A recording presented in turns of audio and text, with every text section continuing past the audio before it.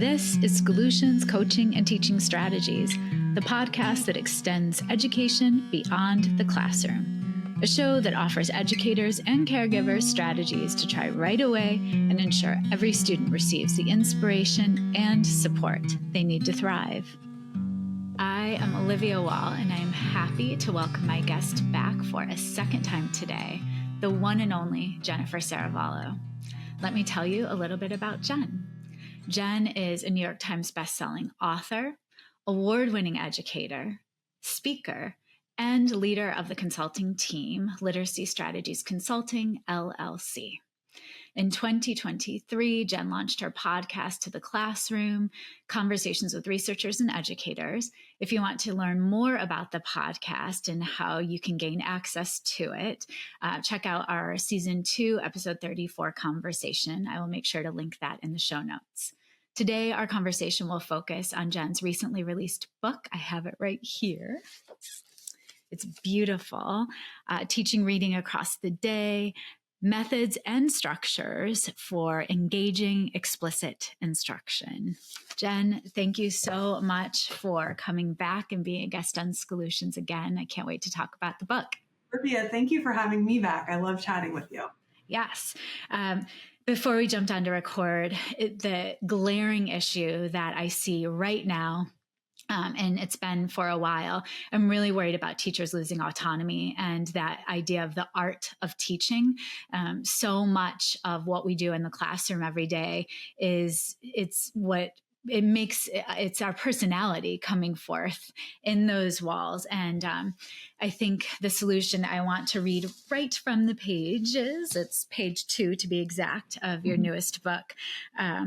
So structures that you offer, they need to draw on the research and also make room for the art of teaching, or what Page et al. Define as the teacher's decision-making that involves selection, differentiation, and delivery of engaging and efficacious reading instruction. So what you offer in this resource that is phenomenal, with all the varied goals, skills, strategies, knowledge, and vocabulary that students need to learn, no matter the text or subject. As teachers, we need, here we go, predictable, efficient, trusted structures for explicit and engaging teaching. And this is a resource. You don't have to read it front to back, which I appreciate. It has that similar style, beautiful color coding that I always know is your signature. But also it offers structures that carry us throughout the day. And that's what I think a lot of people have been grappling with, especially districts that have to take on curriculum and programs, which you definitely address and speak to in the book. So that's what our conversation will talk to today. But I always start out every episode by having guests name an educator that's inspired them. So who's on your mind these days? Ooh, I wasn't prepared for this. I should have been. But let's see. I'm going to talk about my Haitian dance teacher, Julia Jean. I have reconnected with this amazing dance teacher. When I was new to New York City, I moved to New York City right after college, and I started taking dance classes at the Joniba Drum and Dance Center. It's like West African, Haitian, Cuban dance styles. And I loved this teacher. I love this class. It's the kind of class I would just leave like beaming, live drumming, and it's just so fun. Everyone there was so joyful. And so I moved to New Jersey, left the city, started raising my kids. It's been years and years and years since connecting with him. And it turns out he also moved to New Jersey, and he teaches at a dance studio not too far from me. So it's total happenstance that I landed in his class again, and I literally left crying the first time. Just like what a powerful thing for a teacher to bring such joy to. He clearly loves with every fiber of his being what he's teaching, and it comes through in his teaching style. And it's really humbling, I think, for a teacher like me to be like almost like a beginner again, and to engage in things that help us think about how do we learn something from the beginning. So that's something I'm enjoying. It's summer, so it's good. teacher. It's good. It's good to go back. I think I've said to my boys, I picked up ukulele a while ago, like years ago, but then I just let it fade. Life gets super busy. It was one of the COVID like pickup type of things. And I am insistent on getting back into it this summer. And so it's crazy though, starting from scratch, I think was something, and realizing, with music, especially, your brain remembers certain things. It feels like it's getting back on a bicycle. I'm wondering if it's the same with dance. Did you feel like once you were back into it, the groove was there? Definitely. I mean, there's definitely a vocabulary to the style, and some of it's there, like muscle memory, and some of it I'm having to relearn a bit. But some of the rhythms are familiar enough; they're kind of ingrained in me. But yeah, there's a little bit of starting from the beginning again. But I think it's so important. I say this to all teachers that I talk to. Like, it's great to do something where you are a real beginner, because it gives you empathy, I think, for all the new stuff we're asking kids to do every day in the classroom. So it sure does. Yeah, it sure does.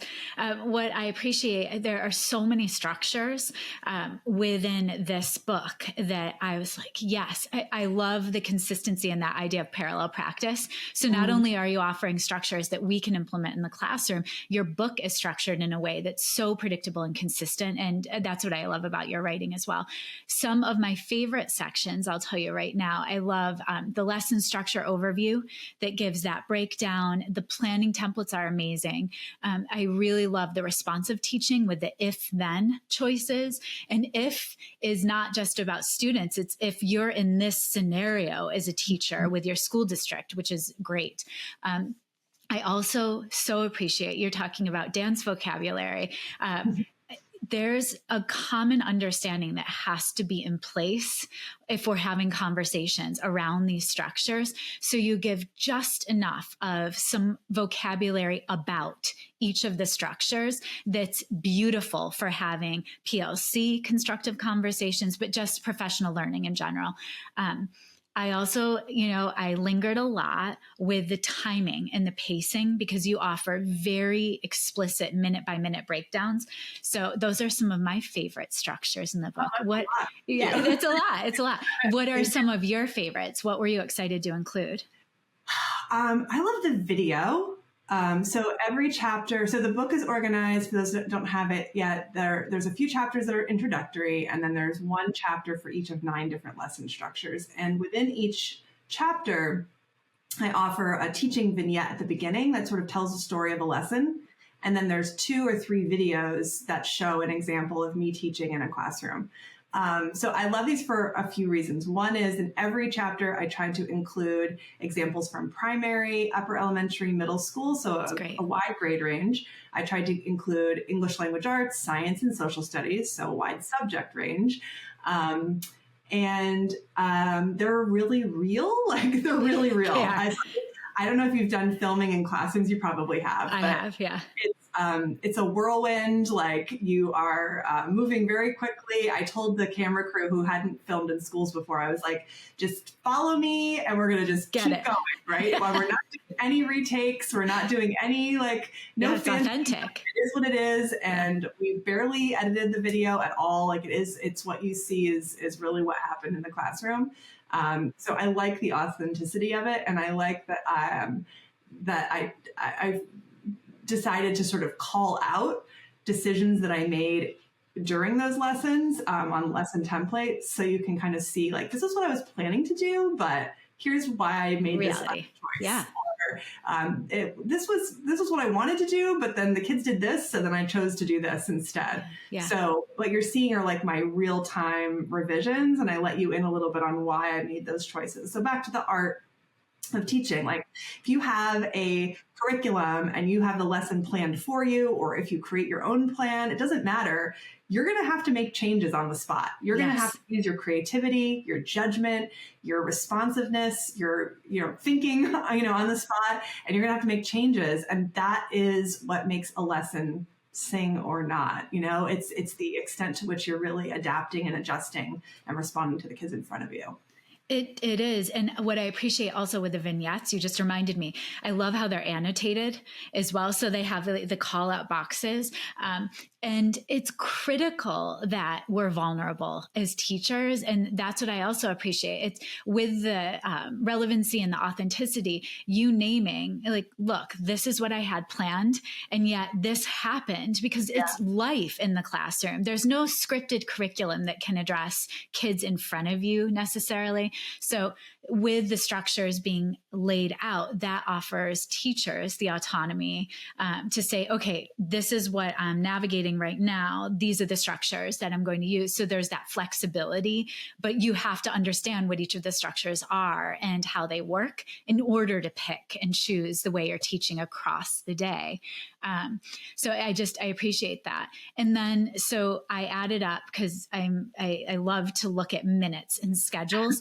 And so let's talk, because here, schedules on paper, I can make the most beautiful schedules, color coded. And I know so many teachers that do the same thing.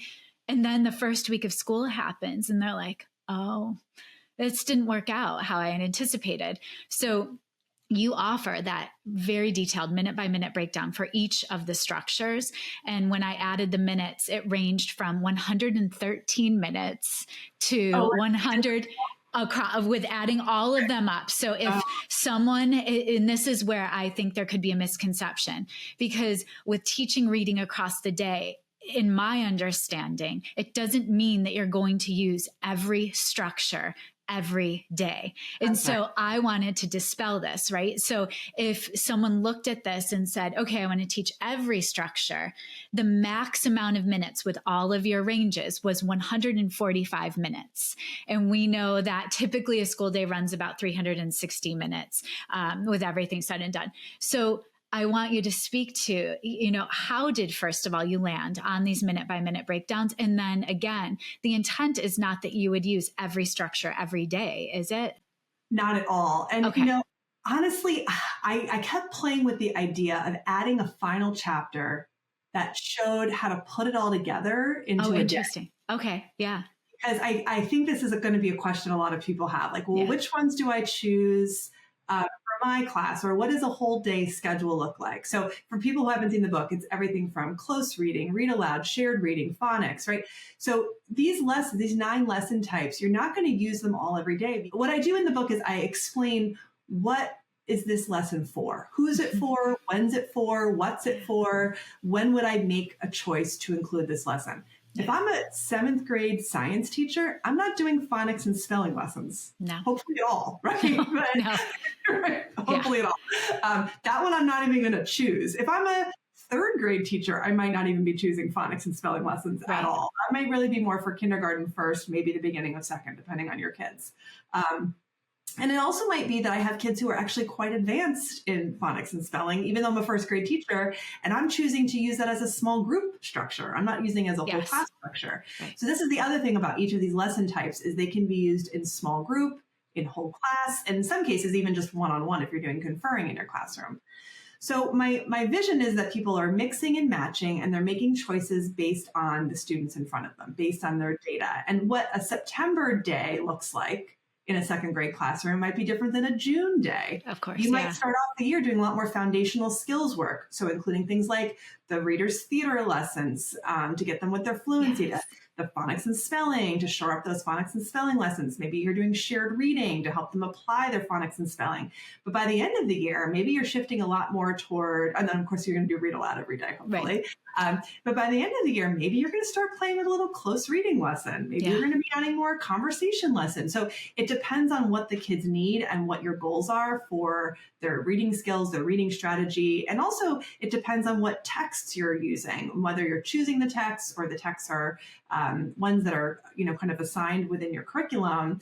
You might have also be looking at the text and saying, this is a text, let's just say, that the curriculum is recommending that kids are reading independently and summarizing on their own. And I'm looking at this text and I'm thinking, they're not going to do very well reading this totally on their own. So I'm going to choose a lesson structure to give a little more support. And I might choose to do this as a shared reading lesson where we'll do some choral reading and echo reading so that I give them that support. And then maybe they'll reread it independently and then do the summarizing tasks that it Yes. asks. So it could be that the text is driving what your lesson choices are. It could be that the goals that you have for that particular unit. It could be what your data is showing, what your kids need. So anyway, I didn't write that last chapter because it's like, it depends. And I realized to answer that question well, I probably would need to write a whole other book because I would need to show like different profiles. Scenarios. Yes. This scenario is this classroom, this grade level, this is the kids' data, this is what it shows. This part of the year, this is what their content studies are doing. Here's how I'd craft the day, and here's why.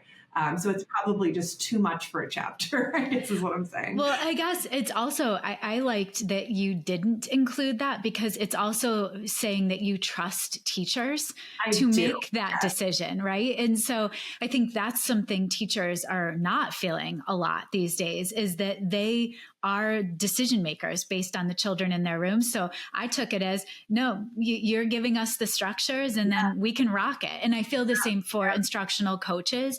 Like you can do some gorgeous coaching work around looking at evidence of student learning. And then that you're giving us the open door to conversations. So I didn't think it needed to be a chapter, but it was a lingering wondering of what you as the author were hoping for.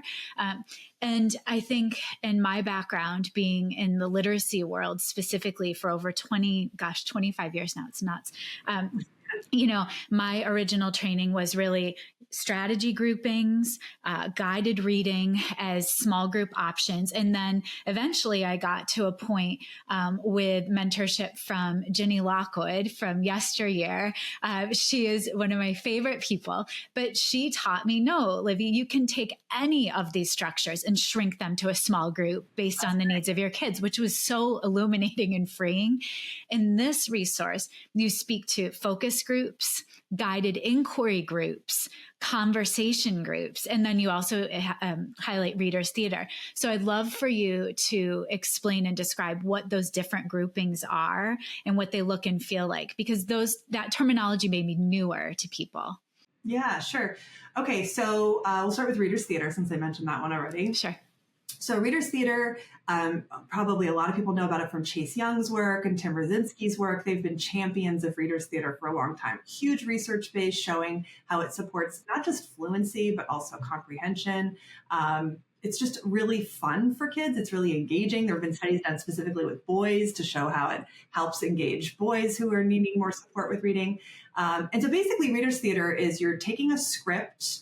It could be something that you all created yourself. It could be something that you found online or is part of your curriculum. I think you could also play with like poems for two voices or speeches or like write any of those kinds of texts. And the kids read them and reread them many times across a week or 2 weeks, and then have a sort of low stakes performance, which means no props, no staging. They just get up there and share. They're still reading. And I think the reason why this is so research based is because the rereading that kids do is something that's just really supportive of comprehension and fluency. And they're just rereading with real intention and purpose. So what my spin on this is you can turn these readers theater practices into ready-made small group lessons. And they can look a little different depending on how, where the students are in their familiarity with the script. So if it's day one, and I show a video of this, you might be sitting with them doing sort of shared reading of this script, pausing to answer questions about vocabulary that they don't understand, or pausing to check for understanding to make sure that they're tracking what's happening, giving them feedback on their fluency when they're reading the script.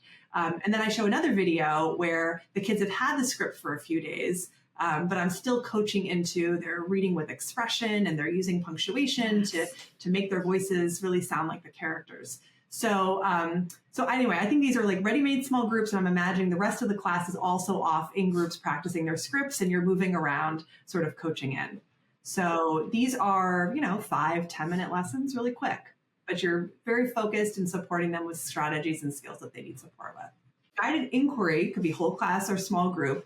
Guided inquiry is a very structured inquiry-based lesson where the teacher has predetermined what you want the kids to be getting out of the text. And you guide them and lead them through questions to help them discover things about the text. So or the text could be that they're watching something, right? They could be watching a video. I love this. Yeah. They could be watching, they could be doing a fishbowl, like, or watching students in conversation, and you're watching and noticing. It could be that I'm inquiring about my own work, like, and the text could be my own reading notebook or my own assessments that I've taken. Yes. Trying to think about what goals do I have for myself, and what do I want to work on next as a reader. And so the teacher asks questions and guides the student to come to understandings about their own work, about the fishbowl conversation group, about the text that they're studying. So it could be a lot of different things that are being studied and being thought about. And I find that small group is really nice to do this kind of lesson structure, because there's so much back and forth between you and the students, and kids just get a lot of feedback and a lot of guidance and practice.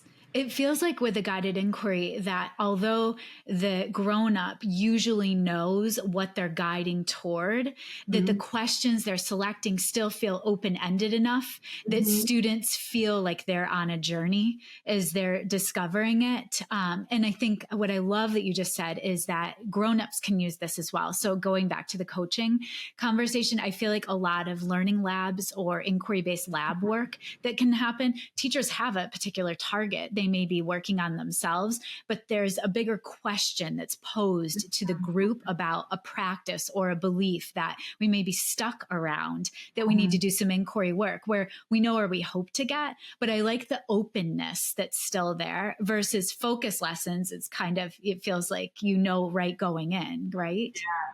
Yeah. The guided inquiry, one of the videos, I was doing a fishbowl with a fourth grade class, and I was expecting them to have a really good model. I was expecting that, but I wasn't expecting the kids that are watching to nail it so well. And so I had ready all these questions that to like really scaffold and help them notice and observe, but they just really readily, really easily were able to kind of name some of the things. So I had to kind of switch gears myself. So that's another part of, I just wanted to mention with guided inquiry, is the kids will really surprise you. Yeah. And you do have to think on your feet and adjust the amount of support that they need based on what they're giving you back. But focus lessons. So focus lessons, I've really written about strategy lessons before. People may have read my writing about strategy lessons. People may be familiar with mini lessons. People may be familiar with coaching conferences. I decided to group them all, coaching conferences, strategy lessons, mini lessons, under one umbrella and called them a focus lesson. And the reason is because I'm focusing on just one strategy. There's strategies in really all these lessons. So it felt like a misnomer to call only one kind of a lesson a strategy lesson, because there really are strategies in read aloud, there's strategies in close reading, there's strategies in reader's theater. So I renamed them not to cause confusion. But the point of these lessons is to really give kids practice with one specific strategy, and it's very intentional. My demonstrations about the strategy, my feedbacks about the strategy, were in and out in like 7 minutes. It's very quick. Well, and that's what I appreciate. You already spoke to this a little bit, that the idea of focus is a whole group based on need, or the small group, or one-on-one, as you just said. And so it is so focused. I also, I think it's so critical to think of how we're choosing to model. So you just said, you're in and out in 7 minutes, but it also helps you decide the structure you're selecting, right? And so if you're trying to model character development or motivation, and you can use a picture book. So you're going to use read aloud as the structure that you're going to either go back to refer to, something you've already read. But if you're looking at, looking at vocabulary within context, you could use shared reading and pull an excerpt up, or close reading, pull an excerpt up that you've already unpacked. So that idea of the focus helps you very carefully choose the structure. So then clarify for me and listeners, what is a conversation group then? So this, I'm thinking of like a literature circle or a book club, or if it's a whole class, it could be a grand conversation or a whole class conversation. And I think a lot of teachers have kids in discussion groups at some point. These are ready-made small groups, right? So we can teach into what's happening in these small groups or in this whole class. And I'm really thinking about, in this kind of a lesson, I'm thinking about, what are their conversational skills or speaking and listening skills? Like, are they taking turns? Are they staying on topic? Are they debating respectfulully? Those kinds of things. Yes. And then I'm also thinking about their comprehension skills, because sometimes a good conversation good good conversations usually depend upon having something good to talk about. Yes. If the conversation is very literal, this is what happened in the text. I agree. This is what happened in the text. We're not going to get very far. Right. So I'm going into a conversation lesson, really listening first. I'm observing, I'm listening. And from that, I'm noticing, do kids need help with conversation skills, comprehension skills? And then I'll teach one strategy and stick around for a little bit to guide them through that strategy. So it's like a strategy, it's like a focus lesson or strategy lesson where I'm teaching a strategy and I'm guiding them through it. But I find that I often start those off by listening and observing to make a decision about what to teach. Yeah. I would say too, something that's always been fascinating to me is a teacher. Sometimes in the conversation groups, you'd think that a question posed that the kids are going to respond in a certain way. So if you're asking them to infer, you're hoping that they share thinking off the page, and yet you're listening. And so that's why I'm thrilled you just mentioned, you have to listen. You have to stick around, because if they're just recounting or retelling, then you know you have some deeper work you've got to do. So it's not just throwing questions out there, or if the kids are posing questions and they're not responding to each other in that deep way, then you have to coach around it. So just interesting. Yeah. And I'm always trying to think about when I'm guiding or I'm teaching into conversation, there is a way I could help the conversation by go better by just giving them really rich questions to discuss. Yes. But then how am I setting them up to then have a successful conversation without me? So I'm thinking it's like a, teach a man to fish thing, like how can I teach them to come up with better questions? Can I articulate for them a strategy, a series of steps they can follow to come up with richer questions so that the conversation goes even better? So I'm less likely to interrupt the conversation and say, hey, why don't you guys talk about the symbolism and the theme, or what do you think about this part of the story? And more likely to teach them how to come up with those good questions. Yeah. So something I also thought, another use, because the videos are brilliant. I also was thinking I may show children the clips and have them analyze the conversations, because they're so incredible about watching other kids and how they navigate the conversation. So I thought that could be another brilliant use for it.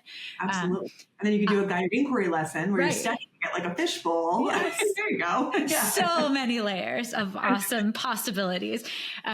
I so enjoyed the seasons that you released of To the Classroom. And something that I've been working diligently, especially the last few years, is to make sure that research always has my back. A teacher lens, an instructional coaching lens. And you have a section in every chapter it's a one-pager, all research that backs that specific structure. I'm interested to hear from you, because with To the Classroom, the structure of the podcast was you'd interview the researchers themselves, which was fascinating to hear their perspective of how they hoped the research was being applied and depicted. But then after, with your colleagues and team, you'd unpack that research and then, hence the title, how it can be applied to the classroom. With this book, I often think as a coach, if I'm a teacher in the classroom, I'm delighted to know there's research that has my back if I'm choosing these structures. But then I also wonder, how do you hope educators use the research beyond just knowing that their practice are supported? That's a great question. I think my audience for this book is practicing classroom teachers. Yeah, I agree. And I'm hoping also pre-service teachers who are maybe in college classes. I think this would be a great book for like the college methods, or what is it called? Like teaching reading methods, right? Yes. The year-long course that we all took when we were studying to be teachers. I think this would be a great book for that as well. So for the practicing classroom teacher, I think you're right. I think they want to know, I'm glad the research has my back. I want to know that there is research to support this practice, but can you just show me how to do it? And like, let me, they're probably going to spend more time in the videos, the lesson planning templates, because teachers are busy and we want to really understand like, what's the best way to do this? Like what works, right? For pre-service teachers, I think they want to know that, but I think they might also maybe read some of the original studies. I could see this being paired with the actual research. Brilliant. for people in college or for professors, they could easily pull some of these studies down and they could look at them together and they could do some of that thinking of how does the research apply to this practice and vice versa. Interestingly, when I wrote the Reading Strategies book 2.0, I worked with this amazing research assistant, and that book ended up with over 700 citations. It's crazy. Yeah. It was pretty easy. I shouldn't say that. He did a lot of work, but we definitely had enough studies about the strategies to say like this exact strategy has been studied in research and here's the research to show it. For this book though, I find that methods aren't studied as much. Oh, that's interesting. Okay. So you're going to notice that the research citations aren't always this particular method, like a focused lesson has been studied and here's the results. You're going to find like for shared reading, for example, you'll find that I've cited studies about echo reading, mm-hmm. or I've cited studies about choral reading, or I've cited studies about repeated rereadings, or so it's like the elements and aspects that are part of the lesson structure are based on research, but the actual structure itself, I think researchers aren't studying these things because they're just messier, maybe, right?